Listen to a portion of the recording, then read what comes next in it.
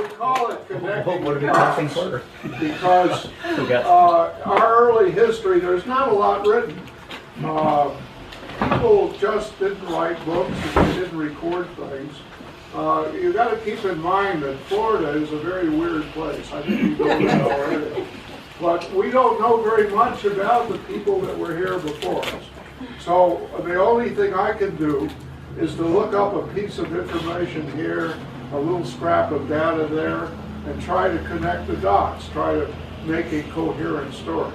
So in my books, I don't write history books. I've never written a history book. I've written story books.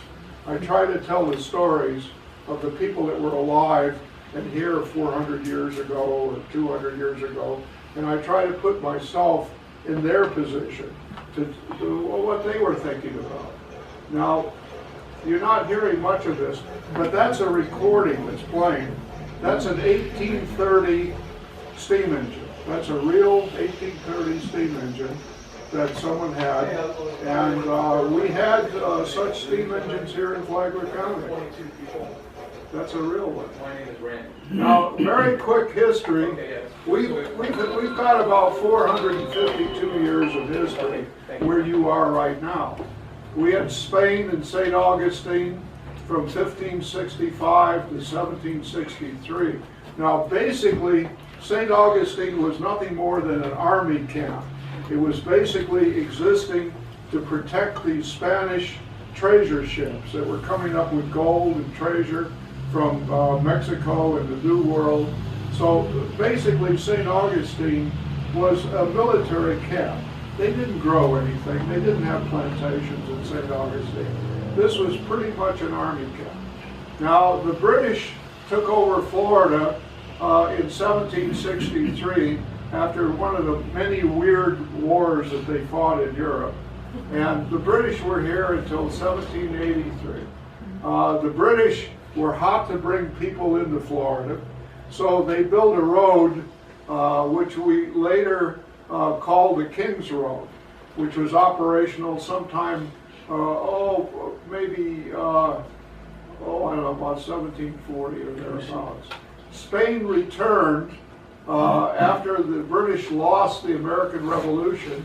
Spain got Florida back, and they were here from 1783 to 1821. These are the only dates you'll ever see from me anyway, by the way. Florida became a U.S. territory in 1821, and boy did things change at that time. Now, we had the Second Seminole War in 1835. Now, this war was identical with Vietnam. Everything that this country encountered in Vietnam happened right here in Flagler County. And it was called the Second Seminole War. It was the first one. Okay, now we got the Civil War, 1861. Florida pulled out of the Union, came back in 1868. People didn't start coming back to this place until the 1880s. Florida was pretty much empty of people. But around 1880, people started coming back. And of course, you all might know about ITT. That's where we are today. Palm Coast, Flagler County, whoopee, traffic lights, rules, taxes, whoopee. Okay, now I'm going to talk to you a little bit about these lost plantations that no one remembers. And on the right, that's a Wright low pressure steam engine. And many of the plantations had these steam engines. Wright was hot to sell them in Florida, and they would actually deliver a steam engine with an engineer to operate it. And they would later train a black slave to be an engineer on the steam engines. This is the steam engine house at Beulah, and that's where the engine was housed. Now, these were big-time operations. The deal here primarily was sugar, and sugar is a very complex chemical process. You had to transfer from each vat, which is maintained at different temperatures, so that the juice would crystallize. And remember, they didn't have thermometers. Thermometers hadn't been invented.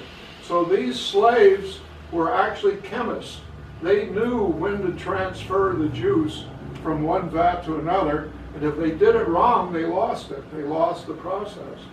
But suffice to say, these were big-time operations, lots of monetary investments. There were many, many slaves here in Flagler County. Just to get this in perspective, Bulow alternated between 300 slaves and 160 slaves. They would shift slaves back and forth from the Bulow plantation to their plantations in Charleston. And the normal workforce here was about 160 people. When you get to the price of a slave, a field slave sold for 800 Spanish dollars. That's a gold dollar. Spanish coins were gold at that time. And a field's hand was 800 Spanish dollars. I did a little research. That'd be roughly about $40,000 today. That'd be roughly a Cadillac Coupe de Ville. So if you had 160 slaves, can you imagine the monetary investment you had on that plantation? Big time, big money. But this picture pretty much shows a harvest of a sugar field which happened here in November and December. Late November and December is when they would cut the sugar, and they would get one crop a year. Now, what defines a plantation? I ruined my eyes looking at Spanish land grants, which are available on the web, and but the Spanish said that you had to construct buildings, you had to plant crops, you had to have labor, slaves, and if you occupied the farm for 10 years, it could be inspected by the Spanish authorities, surveyed, they do a map, surveyor, and obtain title. You could obtain title to the plantation after you've done this for 10 years. Now, the investments here were huge. I found 22 listed plantations here in the Palm Coast area. I found 28 that seemed to meet the Spanish definition of a plantation. So suffice to say, there was a lot going on here during the colonial times. Now, in 1763, the British took over Florida. And one of the first things they did was to run a surveyor, and they found this immense swamp, this wetland, which ran from where Pellicer Creek would be today. There's Matanzas Inlet, there's Marineland, just so you know where it is, Marineland right there. And this is the city of Palm Coast, which, by the way, is built on dead Indians and rotting logs, because this was a wetland. We were in a wetland, 1763. This was one of the largest freshwater swamps ever discovered. The British engineers were amazed to find this immense freshwater marsh right next to the saltwater ocean. And they were just amazed. So they gave out huge grants. They decided to bring a bunch of indentured settlers down to a place called New Smyrna. And these were white slaves. In other words, these were people from the Mediterranean that were signed up as indentured servants to come over here and open up a plantation. So they drove a herd of cows, 500 cows, right through where we are right now. These cows, I know, came right through where the Florida Agricultural Museum is today, down Old Kings Road. They basically blazed the route for the British Highway, because remember, we lived in this great swamp. So the cows knew how to get through. And what the cows did, they followed some coquina ridges. This is Old Kings Road right here. And they followed these coquina ridges, which were high ground. And basically, this herd of 500 cows was bought by the man, his name was John Graham. And he was a very important British official under the British regime. So I wrote a book about it, about this herd. But they gave these grants to men that were politically very powerful. And notice on this old map, it says February 1763. Okay, how did the British do the survey? because you didn't have latitude and longitude lines. You didn't have GPS back then. So they anchored a ship there. The ship became the reference to establish the latitude and longitude for the references. And that's how they did it. Now I have the original British map. It was 4 by 6 feet. And I got it from the British Museum, and we had it scanned by the local people here. And we do have a digital file on this. But these were some of the people that got grants here. Some of these names would be familiar to you, some you would not. But these were very wealthy British officials, and they were given 20,000 acre grants in this area. Now 20,000 acres is a lot of land. The British plantations grew sugar cane, they grew cotton, which is called Sea Island cotton. They grew indigo dye stuff, which is a purple dye. They grew rice. They grew many sweet oranges and cattle and foodstuffs, such as yams and potatoes. Okay, now Old Kings Road ran from the Florida border all the way down to what is Flagler County today. There's St. Augustine. Down to where we are here, Pellicer Creek, down to New Smyrna. And it was about 160 miles. And Old Kings Road connected to an excellent paved road called the Georgia Post Road that ran south from Savannah, Georgia.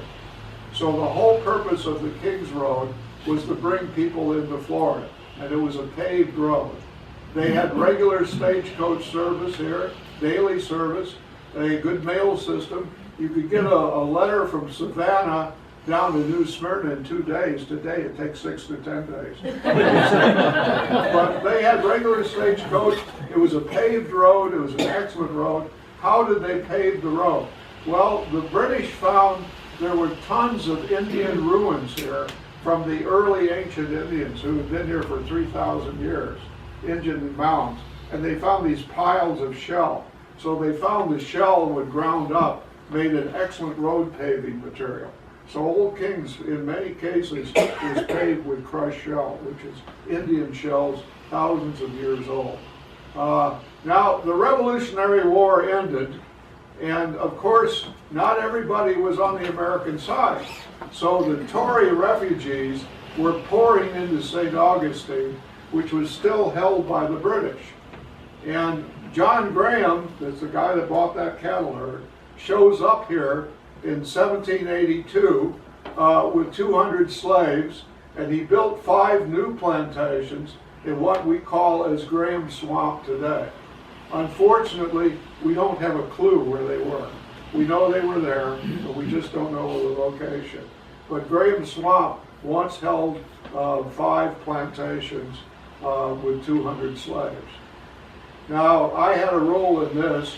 The Daughters of the American Revolution built a plaque out at Hewitt's Mill, which is the Hewitt Sawmill, because to house these refugees, which were pouring into St. Augustine at the end of the Revolutionary War, they did a lot of lumber. So they built a hydraulic mill at the present Ag Museum, which is called Hewitt's Mill. Now, why do we call it hydraulic? Well, using slave labor, they built these immense dikes, and they would store water from Pellicer Creek. When they wanted to activate the mill, they would open these gates and run these flutter wheels, which would transmit the energy to the sawmill. So most of the houses that you see today in St. Augustine were built with lumber cut right here in Flagler County, and it was called Hewitt's Mill. Okay, now in 1784, Spain came back. The British are gone. We booted the British out. Spain fought on the American side during the Revolution, and they got Florida back. Well, they were really hot to bring people in here because the Spanish gave out over 900 land grants in Florida. It was like, hey, buddy, would you like a land grant? Here. And they started relaxing the rules, and this is where a lot